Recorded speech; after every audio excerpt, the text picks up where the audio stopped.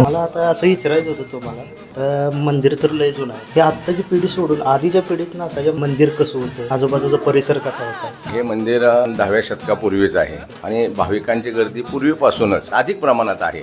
आणि भोवतचा परिसर म्हणाल तर माणगंगा नदी आहे. सिद्धनाथ हे कुलदैवत आहे. माता जोगेश्वरी कुलस्वामिनी आहे. जोगेश्वरी त्यांची पत्नी आहे, ही शेषकन्या आहे. बाहेर दर्शनाला गेलो हत्ती आहे. त्यांच्या सासऱ्याने त्यांना अंधन म्हणून दिलेलं आहे. मान म्हणून सिद्धनाथ फक्त वर्षातून एकदा लग्नाच्या वेळेस हत्तीवर बसतात. तर दक्षिण बाजूला भोजलिंगाचं मंदिर आहे. म्हसोबापासून एक 10-12 किलोमीटरवर भोजलिंगाचं मूळ ठाण आहे. ते खूप डोंगरावरती उंचावर असून लग्नानंतर त्या ठिकाणी 33 कोटी देव जेवाय घातले. भोज म्हणजे जेवण आणि लिंग म्हणजे देवाचं अस्तित्व, असं ते भोजलिंगाचं स्थान आहे. तिथून गावात आलो तर अंबाबाईचं मंदिर आहे, ज्योतिबाचं मंदिर आहे, खंडोबा आहे, दक्षिणमुखी मारुती आहे, उत्तरमुखी मारुती आहे. मसोडे गाव असं आहे की गावाच्या चारही सीमा दैवी शक्तीमुळे ह्या बांधले गेलेले आहेत. दक्षिण आणि उत्तर असे समोरासमोर मारुती असणारे एकमेव जगातलं मसोड हेच मंदिर आहे.